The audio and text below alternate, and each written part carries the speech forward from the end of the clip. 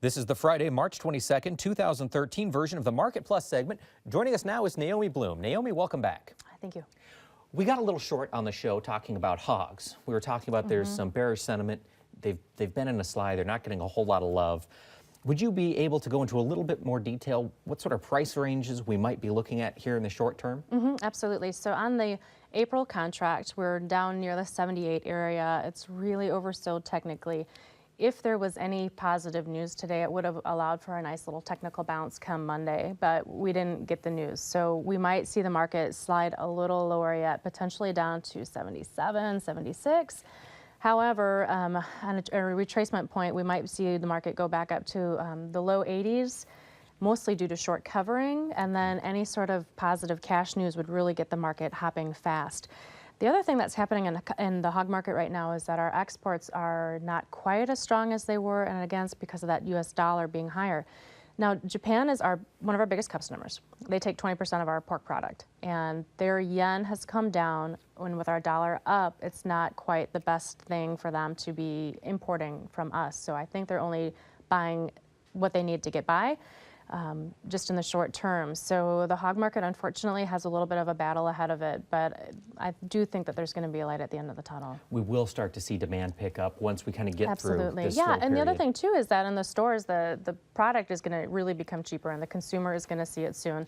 And then once the grilling season happens, we just need some heat. We will definitely see people firing up those grills, and the demand will pick up very quickly. And you think for consumers, there's still going to be a pretty good price break between that beef and the pork at the grocery counter. I mean, pork will be the discounted protein. Absolutely, I think so. And what's interesting right now is that chicken is the most expensive.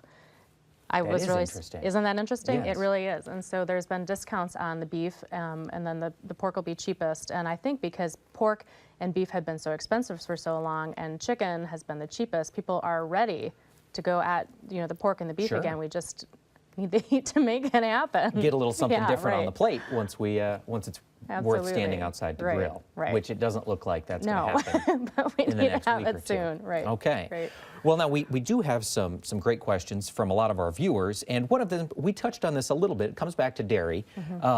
Kristen in Cameron, Wisconsin is asking, will dairy exports improve? And I know we talked about there's going to be some challenge with the dollar, but looking at kind of a general worldwide demand picture, it's leaning in favor of U.S. dairy producers? Yes, absolutely. And with the New Zealand drought, that's going to also put more favor on the U.S. market. The other thing, too, is that in India and China and some of those developing nations, they do have an increasing appetite for cheese. They have an increasing appetite for other things like that. But if their economies are slowly sputtering, then it will affect their demand also. But I think in the short term, because cheese is good, people are going to want to buy it. Right. That we'll continue to see our exports increase. It won't be a fast increase. It won't be anything, but it'll be just a slow, steady climb. A slow, steady climb. And with the decreased production, how long does it take typically to get that production? How long would it take to get us back up to 100% production? I'm not totally sure, but I would say probably 2 to 3 months. It would be my guess. Okay. And of course weather affects that as well. Right. And a lot of the cattle right now are not totally being fed their normal rations with the price of feed. So I think that's part of the reason that we're seeing lower production. Plus it was a harsh winter everywhere. So those two things happening. So as soon as we can get the grass to grow, the hay to come up, and get some normal nutrition back in these animals, then that'll probably help production as well. Help see production pick back up. But for the short term anyway, a couple of months, we'll be looking at decreased production, hopefully continued increased demand in dairy. Yes. All right. Now Shannon is asking, how much corn demand has been destroyed, and is there any strength or gas left in the tank for an old crop rally?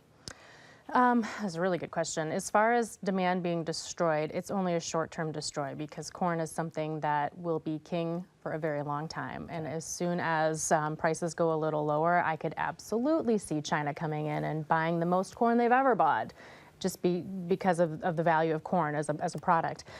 So it's short-term demand destruction, not long-term by any means. And as far as price rally, we have no reason to have corn go over $8 right now. For that to happen, it will be summer weather, which we won't know till June and July. Okay. The other thing to keep in mind is that last year we got the entire crop planted in 3 weeks.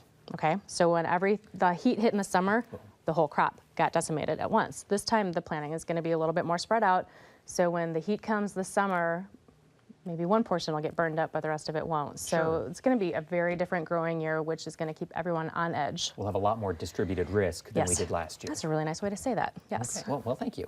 Sometimes I get lucky and string the right collection of words together. And so that's a great question, kind of leads into a follow-up. Jay in Mason City is asking, and I'm assuming your answer is probably going to be no. He's saying, should I empty the corn and bean bins? It's got a lot of corn in storage. I would, on any sort of a little bit of a rally here, again, watch the 745 futures because Okay. the basis is different for everybody. Someone in the country is going to get lucky and get $8, but somebody else won't. But 745 is the number. Should you empty the bin? No. No, but you should sell something because it's really good value.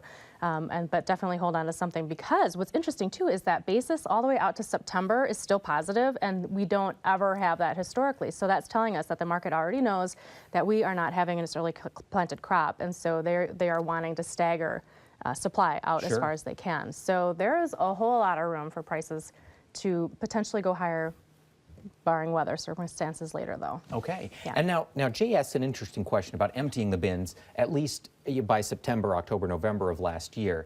I've had the chance to get to talk to a lot of producers in the past couple weeks, and they've heard the headlines, 99 million acres, 163 bushel trendline yield, which we'll see. Right. On that one, but even if we get down, 10% below trendline yield, we get into that 140s with 99 million acres potentially. We'll be looking at what, $1.2 billion carry out next year? No, actually, if we have 99 or 98 million with 147 yield, assuming demand is right now, it still has carry out at over 2 billion. 2 billion. Okay. Yeah. So substantial carry out. Yeah. Would it be worthwhile for them to empty the bins and plan on carrying for a longer term on this new crop for anything they don't sell here to begin It's with? not a bad idea. Okay. Yeah. If they can afford it, if they've got the. Yeah. So that's an option for the new crop guys, depending on where weather goes Absolutely. and how this year Yeah. shakes out. All right. Phil in Ontario is asking, he's got two questions on here that I think are very interesting. The first one, what specific numbers, crop stocks numbers, should we be prepared to zero in on next Thursday? Is there anything that really jumps out at you Okay. as having a major impact on the market? Okay. Stocks. Okay. So on the quarterly stocks for the corn, we're expecting the number to stay small. We're not expecting it to grow. It probably won't get too much smaller, so we're not looking for anything there. Okay. The one that's going to jump out would be wheat. That has the potential to get smaller again. Now, the USDA acknowledged that in the regular monthly supply and demand report just a couple weeks ago. This quarterly stocks report is going to emphasize that also because of we're feeding wheat and we're using wheat and ethanol, and we actually had some strong exports lately. Okay. So that'll be the friendly thing. And as far as the soybean number goes, same thing. It's probably going to still show a tight number because our exports have been so strong, but I don't think the surprise is going to be on the quarterly stocks. It'll be the acreage numbers that make the market move next week. Okay. All right. So those we focus on wheat for stocks and then acreage numbers for the Yes. rest. Yes. All right. Keep an eye on that come Thursday. Phil's other question is interesting. He wants to know, how is the cheap Ontario corn that we're importing, it's depressing basis in Michigan and Ohio, how long is that going to continue? What's driving that this year? That's a great question, and I honestly just learned about it this week myself. And so the basis had been strong in parts of Michigan and Ohio, and business people do business moves, and it's nothing personal, it's business moves. And so they are looking for corn wherever they can get it, even if it means bringing it in, from Ontario through Michigan, they're going to do it. So now there is a little bit of a supply. It's nothing where it's going to just save the day and just rescue this whole situation, but it's enough to just depress the basis. And how long will it last? It'll last as long as it needs to last. Okay. So All right. it could be through the summer. If there's supply available there, it's going to happen. And like down in Virginia and in the southeast part of the country, they're going to be importing from South America. So the ending stocks are so tight yet that those things are not something that's going to break the market and make the market fall apart. But it's just enough to say we don't have a reason to go above $8 Sure. because where there's supply, they're going to get it. And so for producers in that area, really keep a close eye on the cash markets because they're going to be different than we're seeing in the rest of the country. Yes, absolutely, Okay. absolutely. Basis, and you can't, it's not only tracking the basis in your backyard and in your areas, I think it's really important to be keeping an eye on what's happening all over the country because then that affects what's happening at the Gulf. It affects what's happening, in Virginia where they're importing and all those types of things. So you have to watch the whole country. Okay, we've got one final question for you. Ben in Cedar Rapids, Iowa, asks, where's the bottom of the Fed cattle market? Hopefully we've seen it. I think it's here. Naomi says we've seen the bottom, and we're all thankful for that on the cattle production side. And then Ben's asking, why has the Fed cattle market been continually dropping over these past few weeks? Just sort of as a retrospective, what caused that? I don't know. Okay. I've been asking the same question, and I don't know. I would think that it would not be the case because there's just not that supply. So in my thinking, it would be like the best commodity to own in a sense, but I'm not sure. And I can't think that the demand is down so much that it should make it fall. How are exports on beef? Have they been They're picking up at all? a little lower yet, but they're not, like when mad cow, anything Okay. like that, so they're still strong overall, but just not quite as strong as they were because Okay. kind of like corn, people are only, buying the bits that they need. Sure. Yeah.